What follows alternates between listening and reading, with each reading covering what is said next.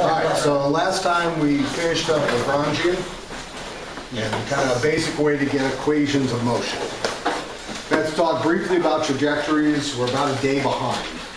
So my intention is to kind of cover trajectory planning fairly quickly and then at least get into an introduction to controls, and we should only be maybe half a day behind there. So that's kind of the basic goal I have for today. So we've talked about how to get from a known position, how we can get what the joint should be. That's called inverse kinematics. We've talked about if you know what you want the joint's positioned at, where the end effector is, that's your forward kinematics. We've talked about differential motions. So today what we're going to be talking about first off is how to get a trajectory. Now, when we talk about a trajectory, what's the difference between a trajectory and a series of points? Not much. There's a strategic difference, which also lets me know today by read. Oh. Ah! Sneaky. Isn't it cool? See, I tip my hat on this one, you know, a little bit to let you know. A trajectory includes time information. That makes sense. Okay, so in addition, because it's not just where you go, there's a big difference between if this is my end effector, moving like this, to that, to that. Okay? So there's an effect that has to do with timing. So when we talk about trajectories, we are also including timing information that goes on. So we will be using kind of everything we've done up till now gives you the little pieces that are going to assemble together to be able to get a trajectory. But the trajectory itself will also add that extra part. So if you remember, we mentioned we have to be able to include information like we don't want to move too quick if it's fragile, you don't want to break it. Yeah. That's going on, things of this sort. You know, you could be dealing with something that's highly explosive. You know, you could just be dealing with something that's eminently easy to crack, break, whatever. You know, you're also more accurate when you go slow. If what I'm doing is writing on the board with a pen, taking the same exact trajectory slowly will get you a different writing result than if you go quick. You can actually see the difference between the two based on the speed, because you can only lay down the ink so fast. Right? So that would make the difference also if I'm painting. Right? So if I had an automatic system painting a vehicle, the speed at which I pass over an area is going to tell you the paint density that hits it.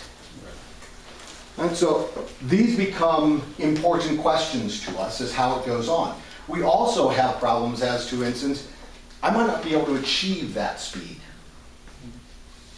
And if I have a speed profile that says, I want you to be going at whatever speed this is, and then I want you to move to here, that's unattainable.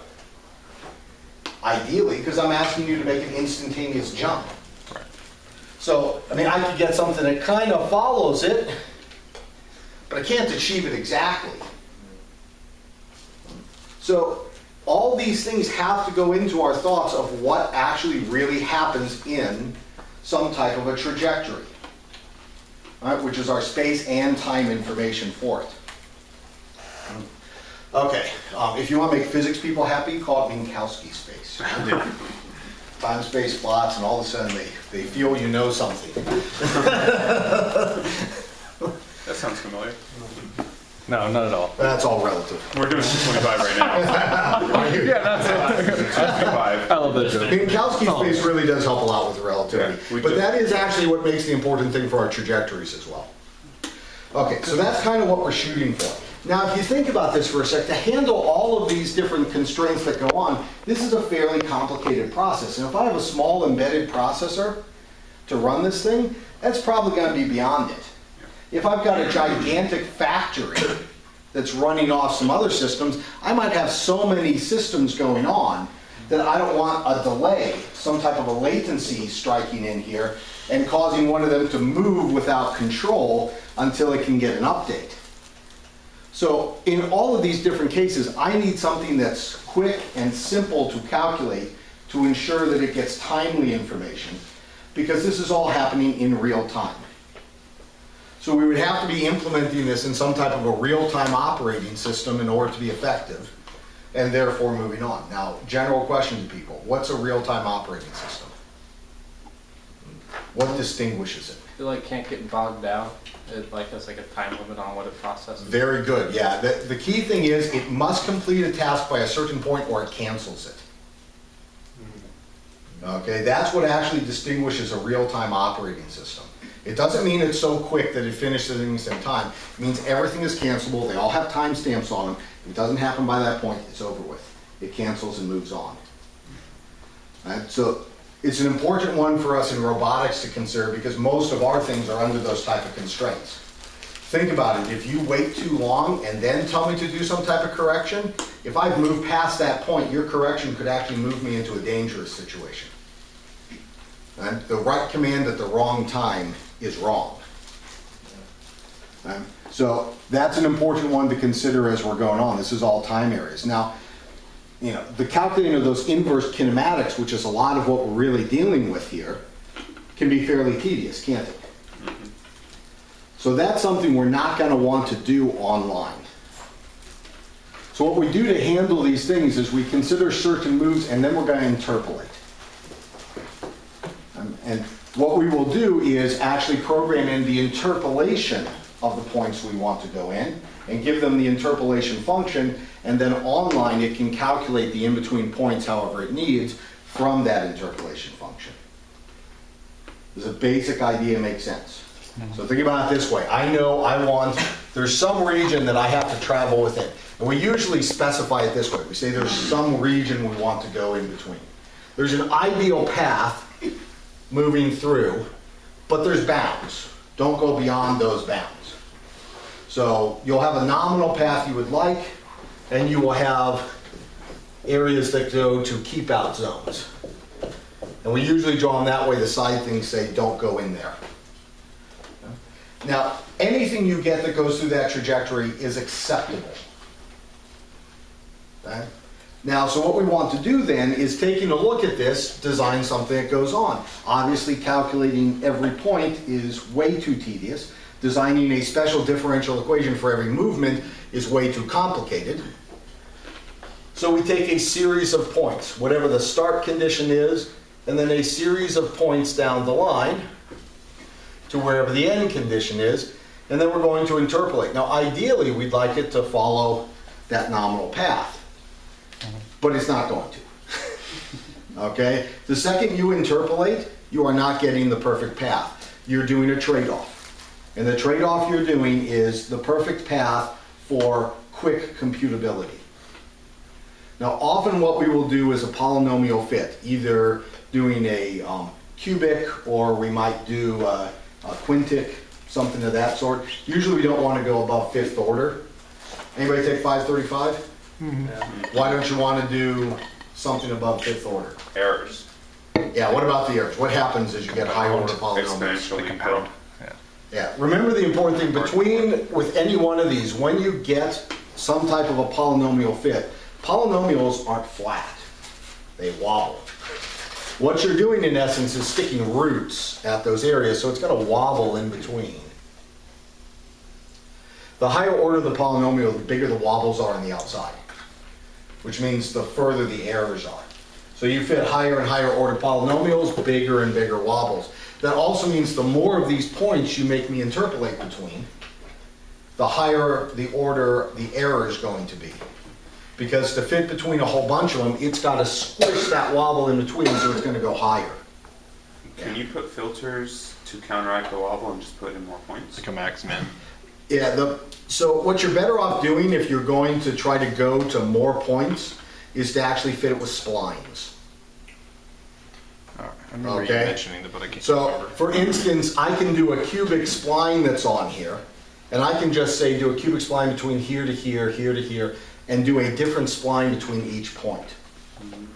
And then force them to match derivatives and positions on the boundary. And what will happen on that is, since it's only a cubic in between, and the boundaries are matched, it'll be fairly flat right here. Because I make it match the boundary that I want that's on there.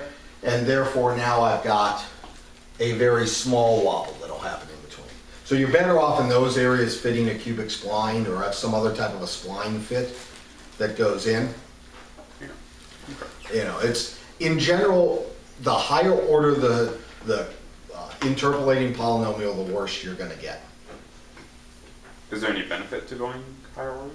Allows you more data points. But honestly, the error you build up on it, and the error will tend to happen in the early or late stages. In between, it tends to be very flat. And the reason why that is, if you think about it, there's nothing that constrains this one's slope. It could go that way, it could go that way, right? So the outer points, there's a lot of freedom here in which way that thing ends. If you're in between here, how much freedom do you have? Well, if you overshoot here and it comes down, it's still got to crank back around on the other side. Yeah. So if you think about it for a sec, it makes sense that the errors in the middle are going to be low because there's a lot of points, a lot of data around the outside that are going to suppress errors. When you get to the outside, you have less and less things damping your errors on the end. So therefore, that's where they can go bad. Where something can go bad, it will go bad. Right? So the book only talks about interpolating polynomials. So I'm trying to give you a little more perspective on options that goes in. You know, fifth order, which is what they go up to, is the maximum I would ever deal with. They talk about higher order. Honestly, you're crazy if you go higher order. Right? The errors on the edge, particularly like at your start area, right? A little bit at the end too, are going to be pretty bad. And if you think about it, when you're starting, you're giving an initial push. Right? Whenever you first start something up, it always has a little bit of wobble anyway, right? Because you all of a sudden give it an acceleration and then you integrate that. So what you're going to get is a little ring that goes on. But if you're already missing so that it can go, you can actually be telling it to overshoot even more than that. So you can get a bigger spike than you anticipated from either one because they build on each other. So the error in your movement is going to tend to be towards the outside edges, and the error in your path is towards the outside edges. Yeah. Right? So you don't want to keep raising the order of your polynomial, which will keep shoving more and more error to the outside, because that's where your error already is, and that's what you're trying to damp. So I would strongly suggest that you not follow that piece of advice. Do not go higher than fifth. Honestly, I would not go higher than third. If I needed higher than that, I would do a cubic interpolating spline, or a Bezier spline, or something else to fit some type of a spline data, because spline data fit piecewise.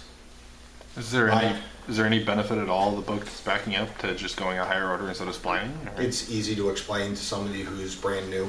Okay.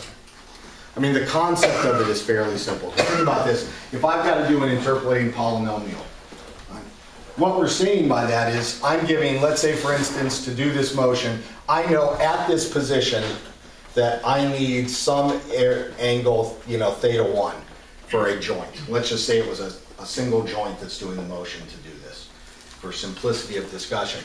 And I know that, this is theta 1 and it's got some context, t0, and then I've got, maybe I should make that theta 0, we'll just fall through. Right, and now I've got some theta 1 at some time constraint t1 and so on and so forth down the line as it's going on. So that I know what time I want to hit it and what angle I want to hit it at. So I've got a series of t theta data that goes on, so I can list my thetas and my t's, and I get whatever it is, right? It's theta 0 at t0, theta 1, t1 as it goes on, ... Now, from that data, right, I'm going to take this and now try to fit a cubic. Now, a cubic equation, I'm trying to say what is theta t for this. And I'm saying to do that, I'm going to have some theta a plus theta b times t plus theta c times t squared plus theta d times t cubed. That's a cubic, right? Okay. So t is your time, and I'm allowing it to be cubic in time. And then there's some theta a, theta b, theta c, theta d, which are going to convert from that time variable into a position of my motor that I'm trying to figure out at that particular instant. And then I'm going to match them. So for instance, this equation has to match my data. Right? Yeah. So therefore I can say, for instance, theta at t0 has to be equal to, right, theta 0, but that has to be theta a plus theta b times, and it's t0, plus theta c plus t times t0 squared plus theta d t0 cubed. Right? Now, since I know this isn't some variable, this is some time, usually t0 we just make 0. Right. Right? So assuming for a sec that t0 is 0, that means this term is 0, and that term is 0, and that term is 0. So I know that theta a must be theta 0. Right? And theta 0 is theoretically someone you knew, because you knew the position you wanted to go to, and you use inverse kinematics, and you found out what the angle you had to set the joint was. So now I know exactly what this first one is. It's theta 0. I just go, okay, that's theta 0 now. And I just keep fitting my points. Right? I've got a whole series of points. I just start solving for them for each one. I want to find out theta at t1. Well, that's got to be theta 1. And that's now theta 0 plus theta b times t1 plus theta c times t0 squared plus theta d times t0 u. Oh, sorry, that should be 1. All right? So I just go in there, t1 is some number, whatever it is. It could be 1, it could be 5, it's whatever you happen to be given as a piece of data. But now I've got another piece of data. Now you might not, from that, since it's not 0, Right. might not easily cancel out. So I've got an equation. But at that point, since t is known and it's just a number, it's a linear equation. Right? So let's say, for instance, just for the sake of argument, that t1 was 1. I just pick things every second along the line, so t2 is 2, so on and so forth. If that were the case, that t1 was 1, I would have the equation to satisfy that theta 1, which is a known value, has to equal to theta 0, right, plus theta b plus theta c plus theta d. And these are the only 3 unknowns. I just go in and fit the next equation. Right? The next equation is theta at t2 has to equal to theta 2, whatever it was, and that's got to be theta 0 plus theta b t2 plus theta c t2 squared plus theta d t2 cubed. All right? I just stick it in. I know it's at time t2, so I just put t2 in for t. Stick it in the equation. I said, imagine I was taking time samples where I wanted them every second, which means t2 must be 2. So therefore, the equation for that is theta 2 has to equal theta 0 plus 2 times theta b plus 4 times theta c plus 8 times theta d. Should I just call them A, B, C, D? Right? But now notice it's not exactly the same equation. So therefore I've got 2 equations for 3 unknowns. I need another one. So I just take the next data point in and fit it. So now I fit theta 3. You'll get something very similar. So hopefully everybody feels comfortable if I just write this down on the assumption that it was moving at a constant 1 second between. I'd have that. We agree? Mm-hmm. These are known. Right? Those are the data you were given that you're trying to interpolate inside of. This is known. That was one of your data points. Right? The only unknowns are here. So I just take the theta zeros to the other side. So the first equation now becomes, I'm going to write this as a vector. Theta 1 minus theta 0. Theta 2 minus theta 0. And theta 3 minus theta 0. Right? And then if you notice, I've got a linear equation inside my thetas. Thetas are the unknowns. So I can write that as a matrix. Good thing I got a fresh pen from the department. And I got 2. Okay, so then I just write these. These will be, oh, that's awesome. Good thing I got 2 fresh pens. Can everybody read this in the back? I'm just, in the vector, you write the unknowns. In the matrix, you're going to write the knowns. So my unknowns are theta b, theta c, theta d. Yeah. So we know theta is 0. Yeah, because it was we one of found your it earlier. We chose. Remember I told you this point is theta okay. 0 at t0. Yeah. This point is theta 1, t1. You have a series of points Yeah. from which you are now trying to interpolate. Yeah. Okay, and we're just taking out. So, okay, so we agree I can pull out the unknowns into a vector, and now I see what I have to multiply with. The first row here is the first equation. So it's 1 times theta b, well that means I require a 1 there. And I need 1 times theta c, that requires a 1 here. And I need 1 multiplying theta d, so I need a 1 there. Move on to the second one. 2, 4, 8. 2, 4, 8.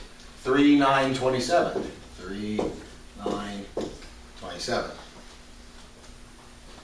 Reasonable? You can actually see the ill condition of the problem in here, because what's happening is along the main diagonal is, so there's this lovely little theory called Gershgorin disks we talked about very briefly inside of 535, which tells you your eigenvalues are somewhere in the vicinity of the main diagonal terms. So one of my eigenvalues is nearby 1, 1 is nearby 4, 1 is nearby 27. 27 is significantly bigger than 1. The range of your eigenvalues, from the biggest eigenvalue to the smallest eigenvalue, that's called the stiffness of your matrix. If the difference between them is really big, we say the problem is very stiff. Okay? If you've got something that's very stiff, like you have a stick that's very stiff, and you start pulling on it, right? Twisting this thing, what's going to happen? Snaps. A break. Right? It'll be not move, snap. If it's not stiff, what will it do? It'll bend. Right? Bend is smooth, isn't it? Which means you can predict what's going on. You twist it a little more, it bends a little more, but it's still kind of behaving the same way you expect. If it's all of a sudden stiff, not moving, then snap, right? There's a sudden discontinuity. Right? If you have a very stiff problem, the likelihood of you getting errors goes huge. Imagine if I kept having, this is a third order. If I had a fourth order, I'd have a t to the fourth, wouldn't I? So I would then need 4 equations, which mean I'd go out to t equals 4. I'd have 4 to the fourth, which is 64. So then I'd have a range from 1 to 64. Right? If that didn't work, right, if I put in a fifth, I'd have 5 to the fifth. 125. Right? No, that's only 5 to the third. 25? Oh my. No, 625 is only 5 to the fourth. I didn't do math. It's over 3,000. 30. 3,125, if you really want to get technical. But, you know, I mean, you'd be jumping to the, but you see why it's getting really ugly, really fast? Because you're doing to the powers. It's not just 5 to the fourth, it's 5 to the fifth. Right? This is a series you haven't really dealt with. This is n to the n. Okay? You guys have seen things like 2 to the n before, and people went, oh, that's horrible. You've seen n factorial. This is n to the n. This is really fast. Okay? It makes those other ones look slow. Okay? So, this is a particularly ugly way that it grows. This is why I make the comment to you that you keep adding higher order things. The stiffness of your matrix is growing more than exponential. Okay? So, just realize, keep adding those terms, you will get garbage. Right? It'll perform nicely at really small steps, and you'll go a little bit past the really small step, and it will just explode in your face. And you will not know why. So, that's why I make the comment, please don't do that. So this is why I give you the defense of my position and the reason to ignore their position. Don't go higher than 5. Are there any known algorithms that are in industry today that use an n to the n factorial? Not that I am aware of, but I am sure there are, right? That's disappointing, really. You know, if you do something really, really tiny and you're taking really small steps, it will work, right? I mean, a really stiff thing, if you put it in, as long as you're only doing tiny motions, it's not going to snap on you. Right? But this is why all of a sudden, you know, things are designed for something that goes a little bit outside of operating range and it just breaks. And it breaks horribly. What's that? You could scale your times down and then scale them back up with your final solution. Yeah, but if you scale your times down, you haven't avoided the problem. Right? Because if I take these by scaling the times down to a fraction, what you will end up with is, you'll end up, the first term will go near 0. Right. It is the exact same thing. The point being, this is a bad matrix to write. It's a known bad matrix to write. As long as it's small, it's not that bad. Right. But it's ill-conditioned, and ill-conditioning will not be removed by scaling. Okay? Essentially, it's just not a good thing to do for any large size. Okay? So if you have to do this, you're better off, when you hit a problem that is basically completely intractable as it goes, what it's telling you is you're asking the wrong question. Okay? You have set up the wrong problem. So rather than beat your head into the wall, right, I suggest you look for a different route. Okay? It's analogous to if I want to get out of this room, in theory, if I ran fast enough at that wall, I would blow through the wall. Okay? Now, the likelihood of me taking that wall out is pretty small. If I try it a couple times and I'm like, oh, you know, and my face is bleeding, my arm's broken and whatever, maybe at that chance I should look for a door. Okay? You know, slightly different algorithm because that algorithm ain't working so well. Now, if I was trying this in a Japanese castle, it's a paper wall. I could look like Superman. But it ain't gonna work here. So realize this is your paper wall, right? It's small enough you can blow through it. Right. Okay? Yeah. You know, I mean, people who are the computer scientists, maybe computer engineers too. Hamiltonian circuit, right? Traveling salesman problem, whatever you want to call it, right? Is that solution tractable? I've never I've never heard of that, heard sorry. I know, but computer engineers who want. This is one of the classic NP problems. So is it tractable? Sadly, I haven't taken the 501 yet, so. No, it's a good thing. Right? Yeah, see, he gave me a caveated answer, didn't he? Not if it gets big. Because the real answer, if I pick n equals 3, is perfectly tractable. Okay? You know, the whole point with these ones that grow really, really fast is if it's small enough, it ain't that bad. Huh? No, Which is the fastest sorting algorithm? binary? Depends on It's the sorter. Yeah. Oh. It depends on the size, right? Quick sort is really slow if I'm sorting 2 items. Any order. Okay? You know, or 3 items. It would be much faster to do a different method. Right? But if n gets large, quick sort is good. Right? But you have to realize there's a range to these things. So long as it's not already ordered. As long as it's, yeah, there's caveats on that. As long as you're not ordered or reverse ordered. Yeah. Right. Okay? As long as there's, or a big chunk of it ordered or reverse ordered. Because then You know, and that's assuming that you're doing a non-random quick sort. Right. Okay? So the point being that there are caveats in every area. I've got an exception case here. It's small enough not to be too bad. Okay? And then the book doesn't give, in my opinion, adequate warning of what's going on, of why it goes beyond. So that's why I'm kind of hammering it now. the traveling salesman thing, what'd you call that? There was a second name? Hamiltonian circuit. Hamilton.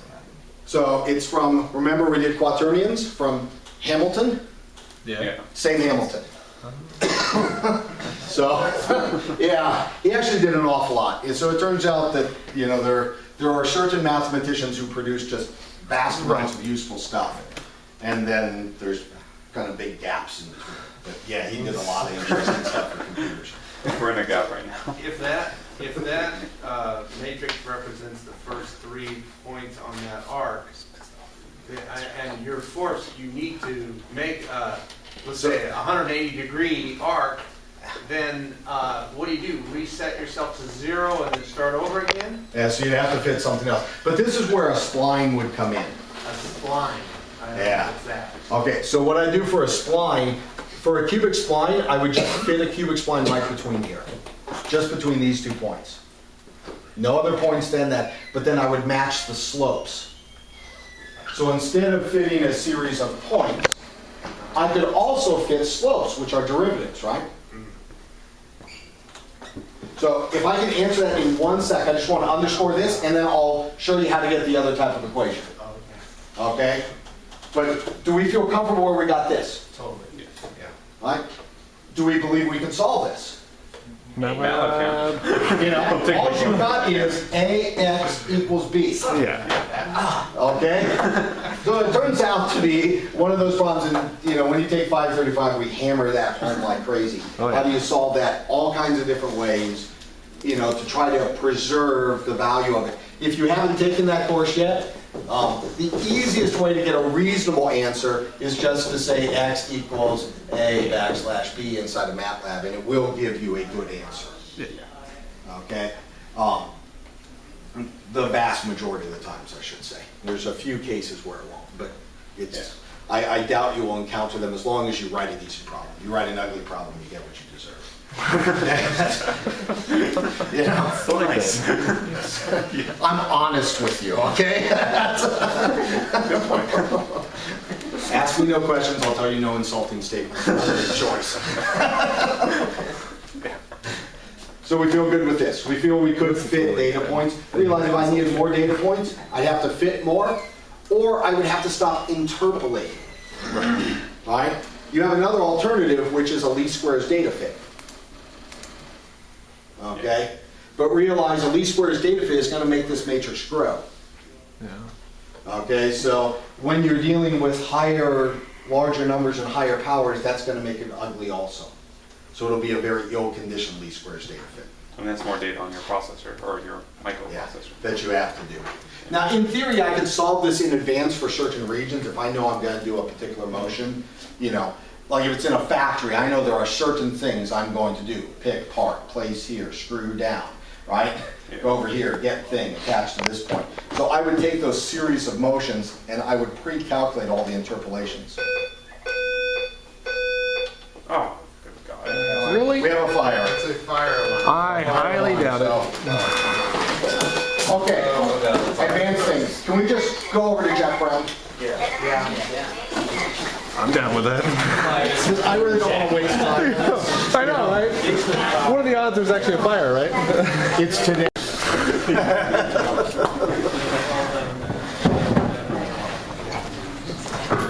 About to get destroyed.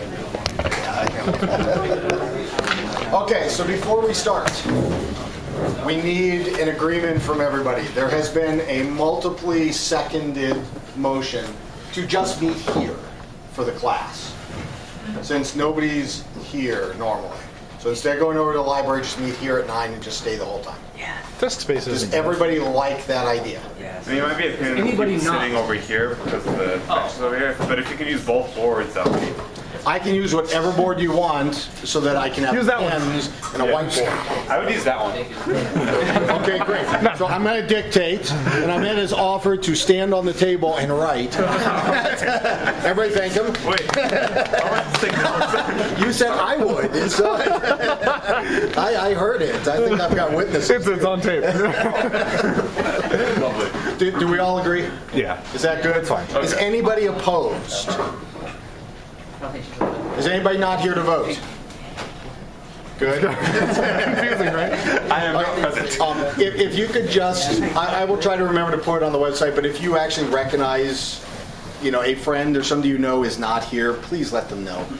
Right? Because otherwise they're going to show up and, you know, think it's like the end of the quarter or, you know, the world has ended or something like that. So. You can post something on the door or something over there. Yeah, I suppose that's theoretically possible. Yeah. Or I just tell people and everybody show up, you know. Maybe what I'll do is I'll try to send an email around to everybody tonight. Please check whatever the horrible email account is that is required by the school, and just ask everybody to just, you know, shoot me back and I acknowledge it. Thing as it goes. That way I know everybody has, you know, seen and acknowledged this. Fair enough? Okay. So, given that, if you cannot see, I will try to only use the upper half of the board. Right. That should make it reasonable for everybody to go on. If it gets too low for you, please let me know. I will try to start a little bit over here just so I can write the equations that we had up before. If you remember, we had, you know, a theta of t, and we were approximating that by theta a plus theta b times t plus theta c times t squared plus theta d t cubed. All right? That was our interpolation. Now the question is, you know, what is a spline? And I commented about the fact, leave yourself a space because I'm going to write an equation below this. All right? But we had a nominal equation we wanted.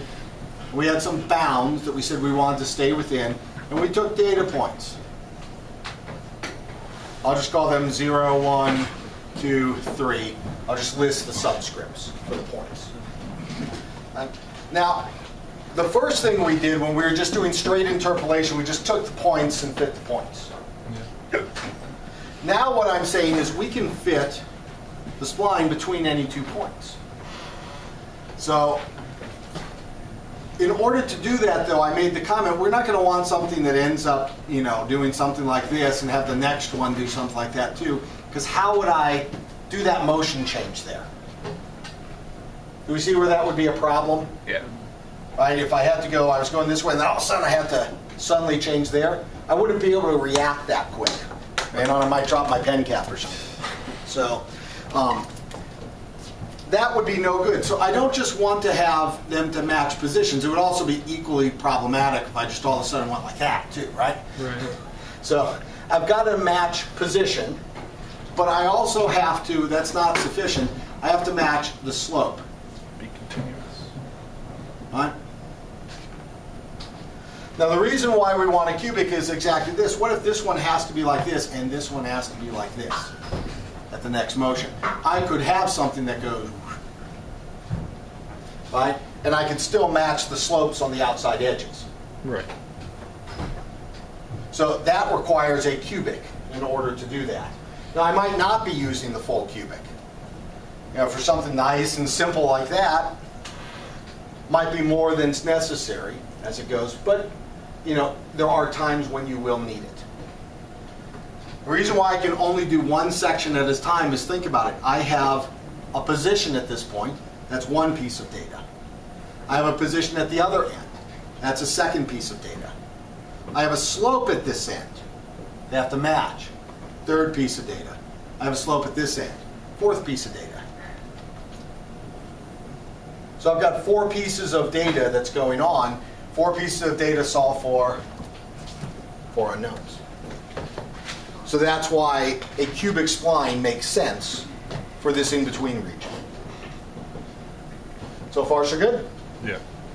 Now, I'm not going to solve this in all of its gory goodness, because this is actually, we do this, you know, it takes about a day in 535, and we show how to solve this in general. But I will show you the basic idea of it. Okay, how you would set it up and how you would get those constraints. And then I leave, you know, an entire day for it. If you're not going to take 535 or you forget it, it's actually in my numerical notes online. I have it all solved out, and I also have the solution boxed up. So if you just want to do the solution, you can just do that. The basic idea goes like this, right? This clearly will work nicely for matching the points on the 2 ends, right? So let's just say I'm at some point I and I plus 1. So I can actually just at that point, substituting into this equation, I would find out that theta at I, whatever the value is on the left-hand side, has to be equal to theta A plus theta B times Ti, right? So theta I is the measured position, and Ti is the time at I. So those are both known. Plus theta b or theta c ti squared plus theta d at ti cubed. Welcome. We can start now. Okay.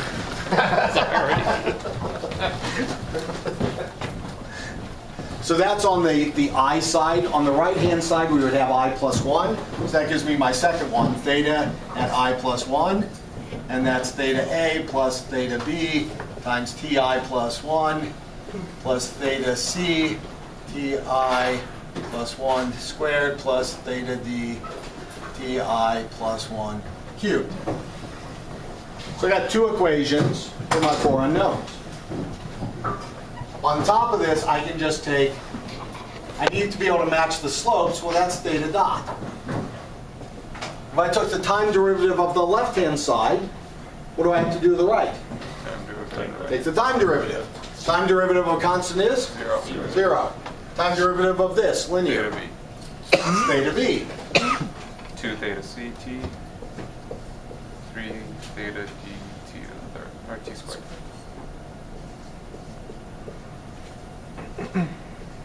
We agree? Yes. Huh? So I can now go in for this one and take this equation to come down here, and I now match theta dot, right, whatever the slope is at I plus, or sorry, I have to do I first. Theta dot at I, and that's equal to theta b plus theta c at ti plus theta d ti squared. That's 2 and 3. And I do the same thing for the other side. This time for I plus 1, theta b plus 2 theta c ti plus 1 plus 3 theta d ti plus 1 squared. We agree? Looks right at least. So far, so good. Am I sufficient to solve them all? Yes. You have 4 equations Yeah. and 4 unknowns? Yeah. Yes, sir. Everybody agrees. I do at least. Nobody took 535 remembers. It's not enough. You've got 4 unknowns and 4 equations. I do, it looks like. However, you got to remember what I'm doing is I'm solving, these equations are dependent on the ones on the other side. Right? So I really have one shared between the two. I'm not saying they're both equal to a set value. I'm saying they're equal to each other. So on this boundary, I really have only one for the two slopes. And on this boundary, I only have one for the two slopes. One for the two slopes. I don't have two. If I told you in advance that the slope was this, and I solved for the slope that it had to move for it, then I agree. It would be enough, because then I wouldn't be saying that this one has to equal whatever the other side is. This is not an absolute. I didn't give you measurements for that. I said this has to be the next one down the lines. Okay. So this is actually in terms of its neighbor. Neighbor on your left-hand side, neighbor on your right-hand side. So I really only have half the constraints I need on this side. These are full, right? Because they're equal to values. These ones I just said, it's got to match your neighbor. So in order to get one extra set of constraints, I just match one more slope. I just go to double dot. Oh, there you go. Okay. Right? So I not only match on the slopes, I match on the derivative of the slopes, the curvature. So I say the curvature also matches between the two. So just so you realize, the problem that's on this is not that I know a particular value theta dot. It's that I'm saying theta dot on this side must equal theta dot on that side. But I'm not telling you what theta dot has to be. Another way you could think about it is that I've just added 2 more unknowns. Right? So I need more equations. That's another way you can think about it for the overall solving for all the splines. I can't solve for one spline section by itself unless you give me the slopes. If you do give me the slopes on the boundary, we're golden. Right? Does that make sense? Yeah. So what you get is one more equation, which is the theta double dot equation. If I take the derivative of this equation on the left, what do I have to do on the right? Derivative. Time derivative, yeah. So what's the derivative of this? 2 theta c. 2 theta 2 theta c, because that one's 0, this is...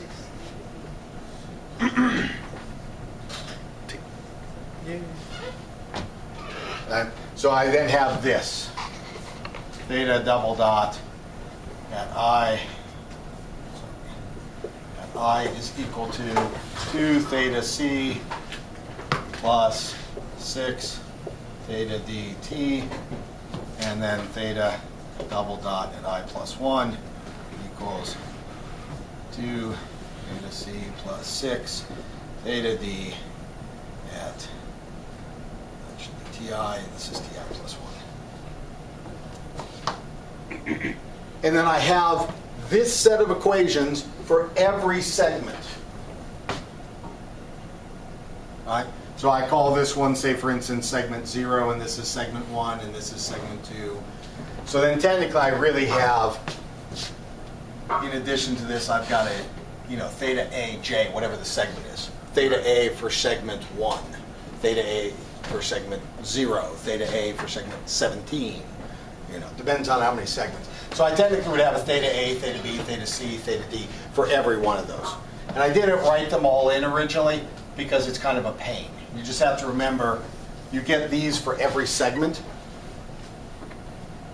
but they're different for each segment because it's not the same spline everywhere, otherwise it would be one big equation. You're solving it piecewise, so you have to solve for each of those 4 ones in each area. And then your requirement is that, theta I plus 1 dot, right, for segment J must equal theta I plus 1 dot for J plus 1. Right?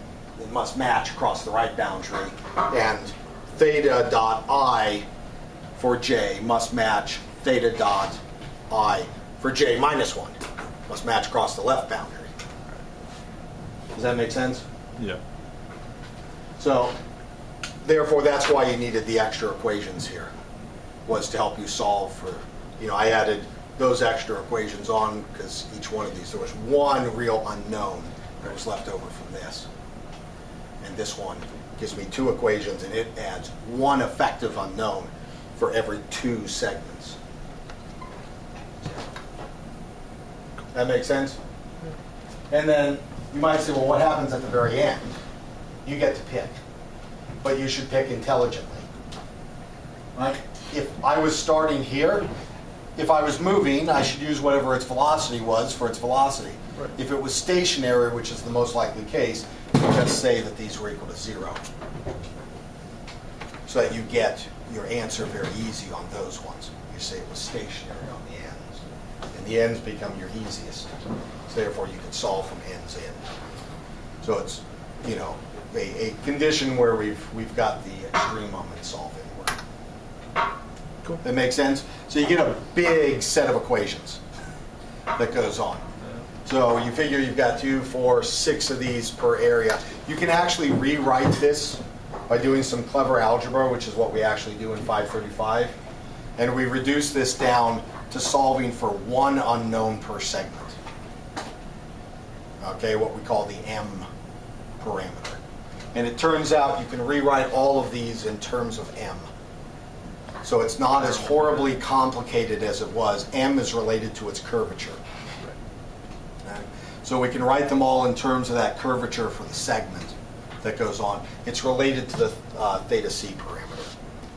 And you can rewrite the other parameters in terms of them, or as in the case of the boundaries, we can just directly solve for the first parameter. Right?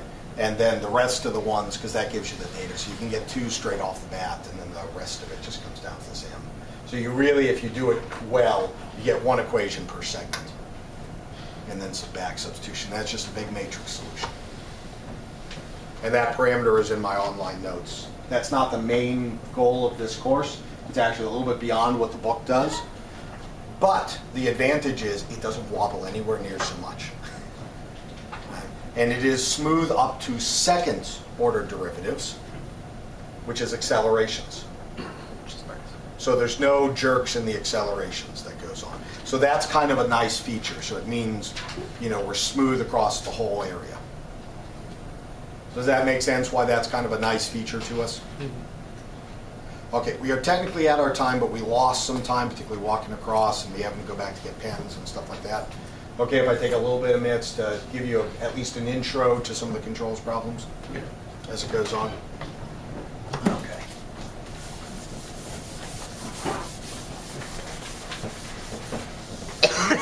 How does this one compare to the first one we did in the way of like processing power required for like a microprocessor or something like that? So if you're doing cubic, cubic is cubic. So assuming you've solved for the parameters in advance, which you should in either case, right? You should solve for them off. You should pick the trajectory you want to move for your robot in its factory or whatever else. Even you consider like the Mars rover. You ever notice how they're like, oh, we figured out the route and now we're telling it to do it, right? This allows them to reduce the amount of computational power needed at the site as it goes on. Cubic on a 1024 by 1024 matrix takes forever. What was that? It gets, solving a 1024 by 1024 matrix takes forever. What's an image matrix then? Yeah. I mean, if you put it on like a GPU, it's not that bad, but I don't have a GPU on my remote robot, so it'll take you a little bit of time to solve a decent sized matrix that's in here. These ones tend to be very sparse, so it's logical to do a sparse solver. If you think about it, it's going to be fairly diagonal with a few off diagonal terms. So. Since they're interrelated, how easily parallelizable is this? They are coupled as it goes on, but they are fairly diagonal. So an iterative technique where you solve for certain blocks and then refine, what's called a continuation method for those who have taken 535, will tend to solve this fairly nicely. But again, I would not want to do this on my actual system that's implementing this. Remember, our whole purpose on the end system is to keep something that's actually fairly low powered, right? Because for like, whenever you're doing these things, I talk iterative. Iterative means I have to converge. I have to keep solving until the error drops low enough that I say it's good and I can stop. Right? So I know a convergence rate, a nominal rate at which it gets better at. Does that mean that exactly always I can predict after this number of times it will be there? No, I could say on average it will be there. So we've got like convergence and probability and those type of informations. But I can't give you an absolute number of iterations. Okay? I can give you an order that's going on, an expected area where you would presume it will be under a certain bounds. But it could take longer. Now think a real-time system. If I say I can't bound the time, what's the whole point of a real-time system? Quickly. Yeah, that it finishes by a certain time is the really optimal thing. If you don't know when it's going to finish, you could do all that calculation. I might have to throw it out. That means you don't know how to move. So you must cancel movement. Right. This is not a good thing. Yeah. So calculate it in advance, store it in a ROM, pull it up when necessary. That really is much more what you should do. Good? Okay. Now, for scenarios where you don't have a set path, or when you don't, for Then you have to go to a more powerful processor that's going into it, and now you want to try to do whatever you can to tune or make the algorithm more elegant, smaller. Anything I can do to simplify that for the machine. Yeah. If you know, my general advice to people is make the machine do the work. Okay? If the machine is incapable of doing the work, you must do the work to simplify the work so the machine can now do it. So now you have to do all that nice math to simplify the function for it. So this is why you can't always just say, shove it in the machine. Right. This is one of those fallbacks. There are sometimes the machine is not capable, but you could simplify it. Right? I had 6 equations there. Could I just let the machine solve 6 rows per segment?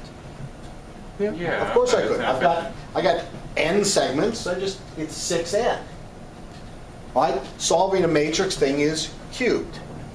So that means really your time is now 6 cubed n cubed, proportional to that. And they will tell you, who cares about that? And in some sense they're right, but 6 cubed, you're talking, what, just shy of 200? So think about that one. Would you be willing to take a machine that runs at 1/200th its speed? No. Neither would I. Okay? So therefore, if you think about that, and what if I told you that I could just do that? Would you want it? Right? So I can reduce that down to 1 row per thing. That's what that effectively does. I do about an hour's worth of algebra, maybe a little less if you're familiar with it. Usually the first time you see it, it takes about an hour for the algebra steps to sink in, where you saw it and how you picked to do that. But once it's done, you've got something that's almost 200 times faster. Okay? It's not a complexity shift, but it is a significant time shift. So I argue to you that even though it's not a complexity shift, it's worthwhile. And there will be times like that when you have no choice. If I can make the machine do it for me, I make the machine do it. If the machine cannot do it, I do the work and then make it do the rest. So, pick wisely. All right.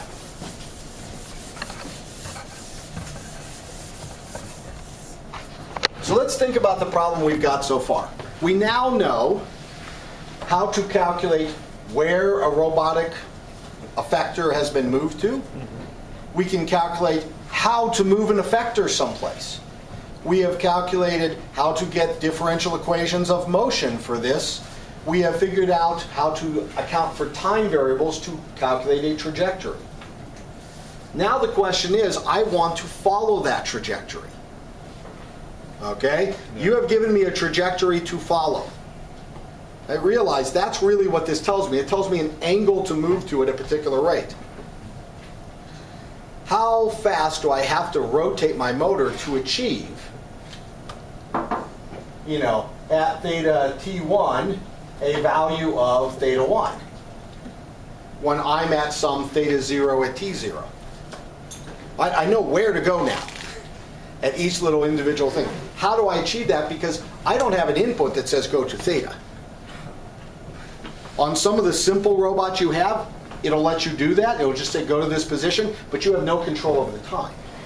Right. Okay? Therein lies your problem. That's the trade-off. To be able to say go to theta, it just will take whatever sweet time it wants to get there. It may get there too fast for you. It may get there too slow for you. You have no control over it. Okay? For the simple robots, that's what you get. And that would not be good for anything that's sensitive.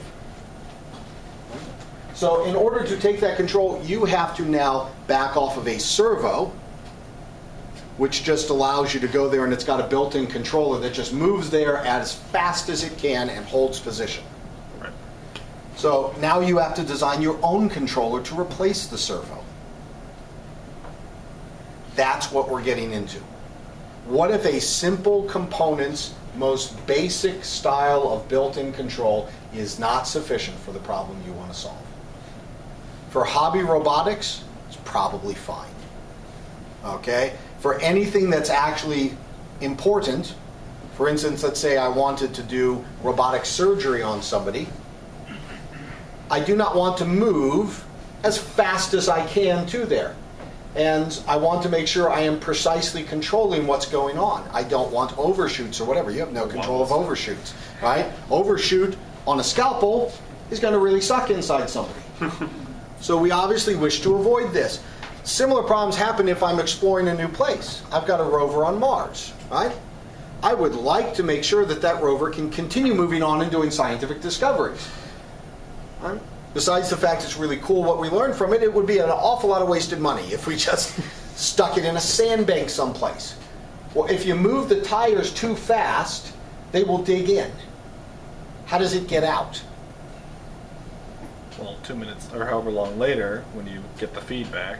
Yeah, and it's really dug in well. Now what they have to do is they actually have a room called the Mars room, and they try to get as much sensor data around as possible, and they try to recreate the scenario, and they try different things to see if they can get it out. So it just sits there, waiting for them to figure out, how the heck do we get out of this? Interesting. So I really do not want to have to actually, get in those type of situations. I would like to be able to control the speed. This is another situation I want to control those type of parameters. Not just say where to go to, not just say when to get there, but to tell them how to move. And I can now match that trajectory that you said was a safe trajectory. Don't they just use like a feedback to see the strain on the motors from the tires? So, but how do you set the feedback? Right. You'd have to do that like ahead of time or something. Yeah, so how do you pick the parameters for it? That's actually what controls is about. Yeah. How do you correctly set those so you can guarantee it meets certain objectives? No. Okay, so that's where we're getting into. So my motivation for you right at the moment is, why do I want to do this? Now think of what you've got going on here. I'm going to draw a little box up, and inside this, through Lagrangian mechanics, I'm able to get some equation that tells me, for instance, that some x dot is equal to f of x and u. So let me explain this equation here for a sec that's going on. The box is your system. Could be the robotic arm with inertias of the segments. It could be, my Mars rover, which has tracks and gears and motors and whatever else. It's got rotational inertia, so on and so forth as it goes on. There's some type of an input, U. That's my control signal, right? I put a certain amount of current into it, or I set the voltage, or whatever is your input to that. Right? We call the input U.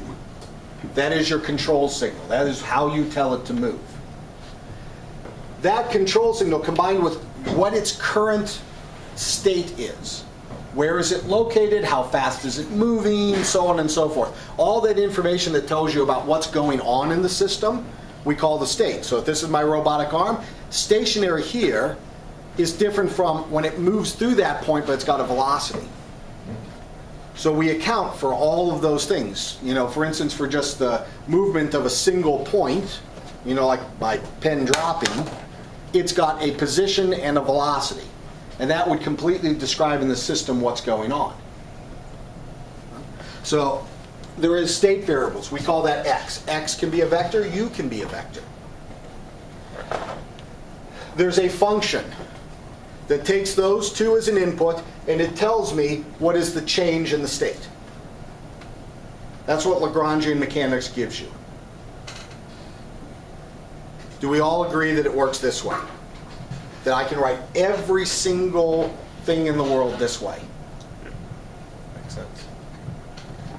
State plus input equals new state. Right? Change in state equals some function of current state plus whatever you're trying to do to it. Right. Yes. So let me ask you a question as a side thing. What if I gave you x double dot equals force over mass? Right? F equals MA. Yes, that's F equals ma. Okay? So this is my pen dropping, whatever you want to consider it. The force in that case would be gravity, right? There could be all kinds of stuff. I could put this on the table here, and the force could be me pushing it, all right? So there could be stuff that's going on, right? Yeah. So we agree that this is a reasonable equation that comes out. How do you write that like this? Integrate it. I don't have to actually integrate it. Because if this is moving, remember, my change in state is not the velocity. Because your velocity is part of the state. Okay. For my pen dropping, you need to know where is it positioned and how fast is it moving at that time. So your state, as I described it, is actually this, x dot. Right? That's what you need to know to describe my pen dropping. Or my, imagine a cart with frictionless wheels and whatever else on a frictionless plane with no atmosphere, and it gets hit on the side. Right? The input to that thing is a force. It's got a certain amount of mass. So the way you describe that cart system is, where is it currently located? How fast is it currently rolling? So, it's similar type of a situation, just without gravity affecting. So, how do I rewrite? If I claim this is generic, I ought to be able to rewrite this. Substitute. Substitute what? Y equals X dot. What we do is we actually put in a fictitious variable. There's a couple ways you can think about it. If you know exactly what you want for the state, you can just say, let me just solve for the state. Okay? So one way we could do this is we could say, well, take a look. This is my state. I need to take its derivative. Right? So that's equal to x dot x double dot. Right? Do we agree with that much? Yeah. So, but I know x double dot. X double dot is f over m. Right? Now, force, I said that's something that you're just given. That's the way you can control this whole thing. So F is equal to, in my notation, U. Remember I said this is what you can control it with? Right? This is currently what you're at. Yeah. Okay? So my whole state is this. F, that's what you can control it with. Saying you can apply some force to it. You don't like that it's rolling that way? Apply a force on the other side. Make sense? So this F is equal to U. In that sense. Huh? So, but I can rewrite this side over here only depends linearly on my original state, which is x and x dot. So I can write that this is no x's and one x dot. And this line has no x's and no x dots times x, x dot. And it adds to it, the control input is either 0 or 1 over m of u. Right? No control input here. There's no u there. But u times 1 over m gives me u over m, the bottom line. We agree? So this right here, I can call this A. Right? I can call this B. So what I've got is my state dotted is equal to A times my state plus B times U. Do we agree? Yeah.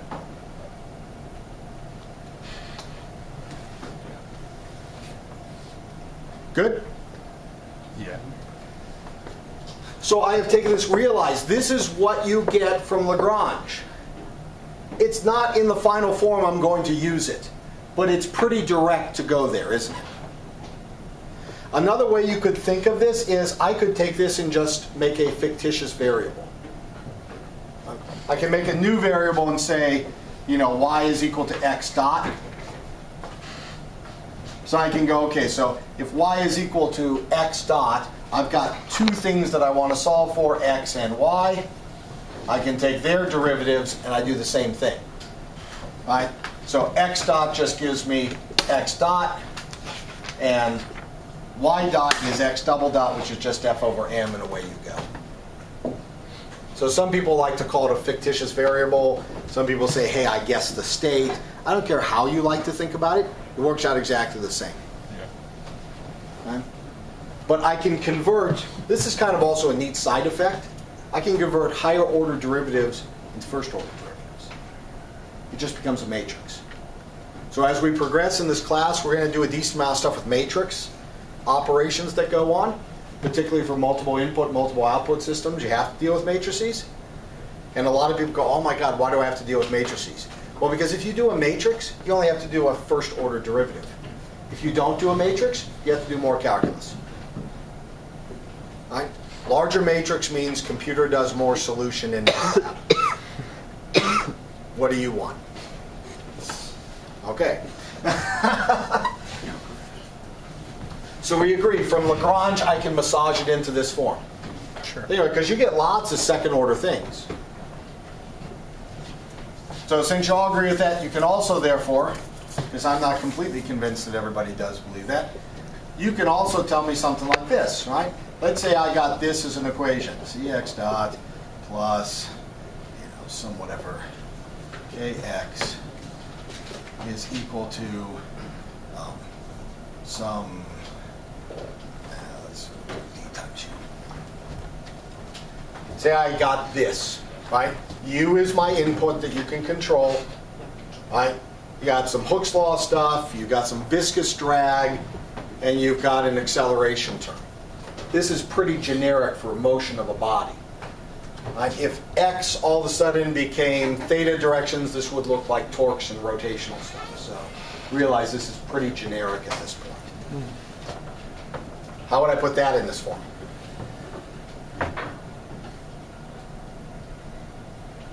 Stare blankly till professor gives up and starts writing. There is a lot of reinforcement to this.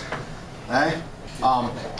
But you know, I'm leaving in a couple weeks, so I can stare at you for a long time. I've got an out on that of 5 weeks.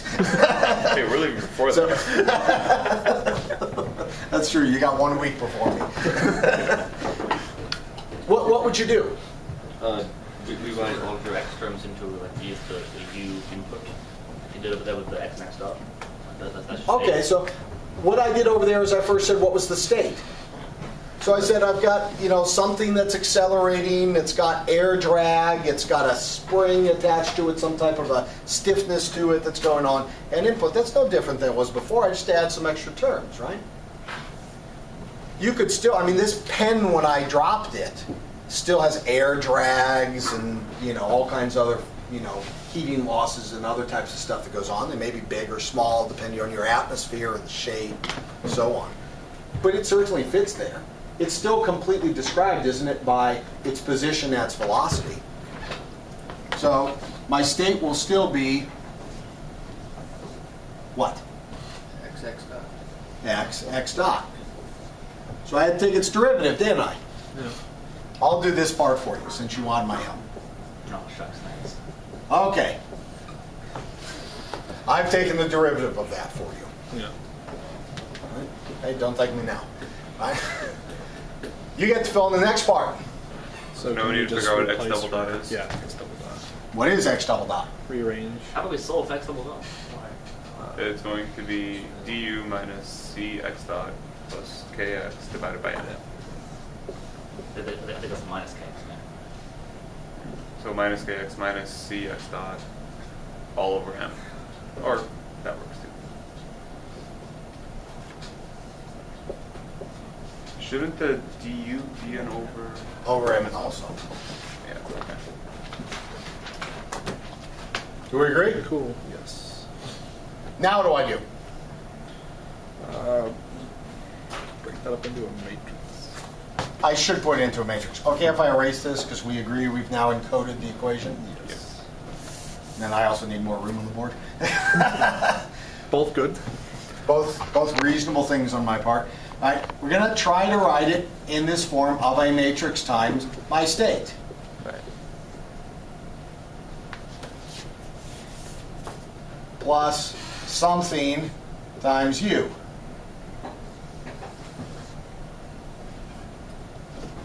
All right?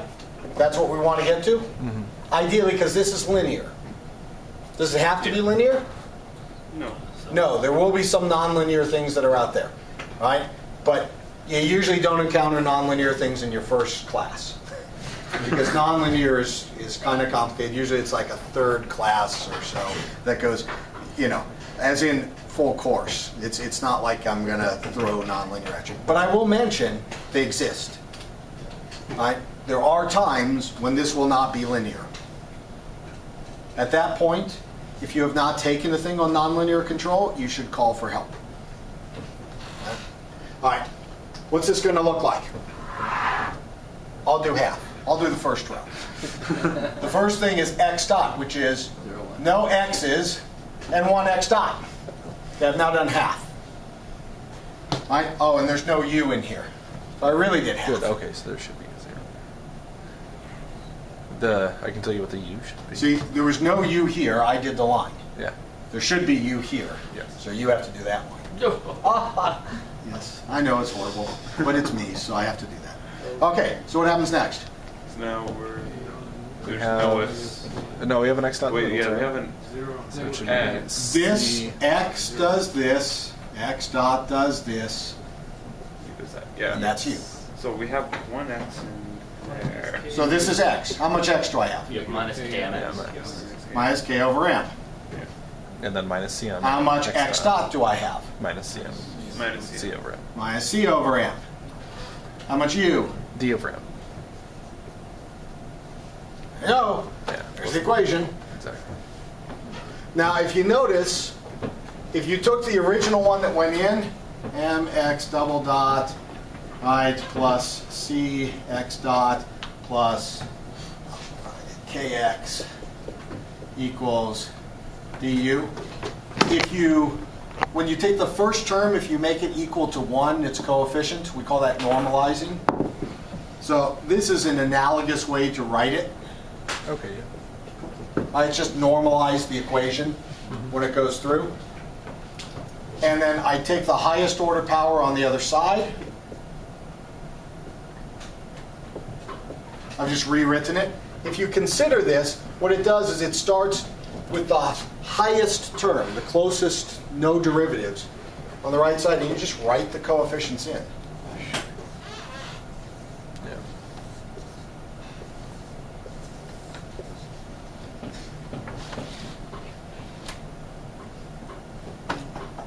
So it's actually pretty simple. Once you get used to the pattern, you can write them in.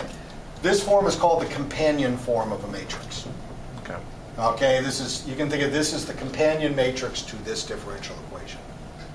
Since this is pretty generic, you end up with something that looks like this all over the place in physics. It's not too surprising this appears all the time. Right? This is very common. What does that tell you about its numeric properties? It is a pain in the butt, and it's very Yes, complicated. that's very good. Murphy's law is powerful. It shows up all the time, therefore it has bad numeric properties. That is absolutely true. Okay? So, you know, some people call it pessimism, I call it realism. But my comment to you just being, we can rewrite them in, realize if it blows up in your face, there's better ways to handle this. For a first course, this is all you're going to need to worry about. But you should be aware of when it blows up in your face on a very tough problem. For most problems, work locally. When the problems get a little more difficult, it will explode, right? Numerically ill condition. You have to know it exists. Therefore, since I'm telling you it exists, it means we have ways of dealing with it. That's what the advanced stuff is for. So that way you know what you know it works most of the time. When it doesn't work, you know who to ask. Okay. Can I have yourself Good. one then? What? We know who to ask. You. Yeah, or anybody else who's, you know, controls engineer. I mean, my PhD is in controls, so. But yes, you get Odds a are controls. you'd be familiar with this. Yeah, that's why I know this stuff off the top of my head, right? And because I've done tons of it. I think I've taken about 20 courses. Oh my on God. Controls, yeah. Most of it at graduate level, so, you know, you get pretty familiar with it by that point, yeah. They're massive. Yeah, lots of them. So, we feel good? Yeah. Okay, so the whole point of this is I can then just describe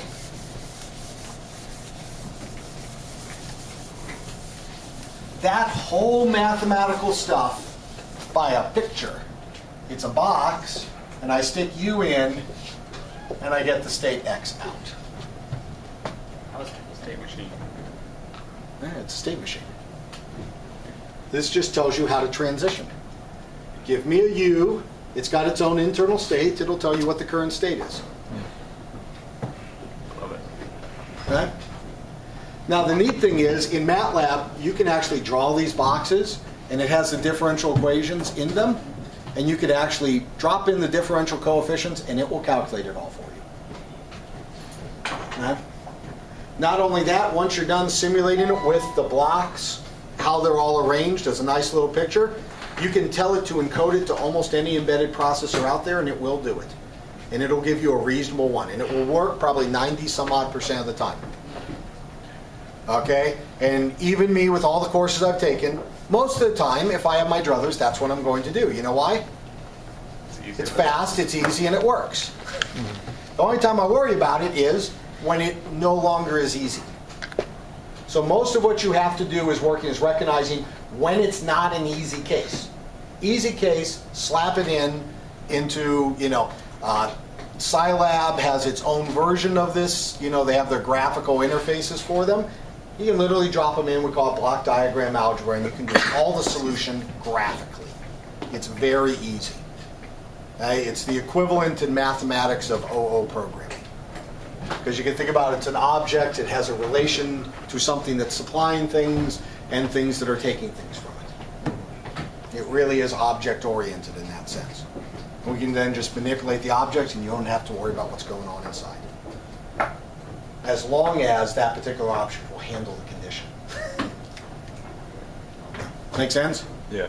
So the first stuff we're going to deal with is how to draw the pictures to describe a system in terms of each of these individual equations, how they fit together, and how we can manipulate the blocks.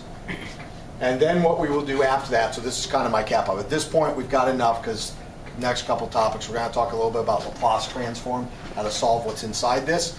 We'll talk a little bit about block diagram algebra.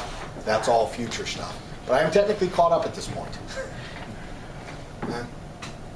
So the rest of it will be how to manipulate the blocks and then how to do stuff inside the blocks, should you have to do them. And the neat thing is, like we said, this works for anything. This will work for an electronic circuit inside the block. We call that 403, but to us it's a block and it's solved like any other block, right? This could be a mechanical system that's moving around, physics 221 or so. This could be in electromagnetic field theory, that's 222, who cares? It's a block to me. And they all are described by differential equations, and away I go. And so they all fit in nicely, and that's the neat operations of system theory. So it lets you reduce everything down to blocks that have rules on how they interrelate to each other. So that hopefully the reason why we've been developing all this machinery makes a little sense. Because we want to just reduce the universe to blocks that behave the same with each other. And we can just make them interact. Good?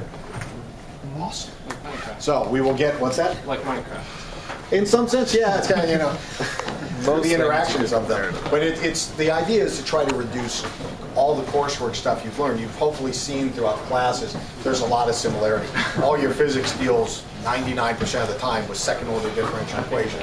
This is not a shock, right? Literally every single one of our Only a few courses ideas in the world. We're trying to group them up and treat them all the same. Right, Brian? Learn a few things that does everything. Pretty much. All right, so we'll get the lab now, and then we're back on schedule.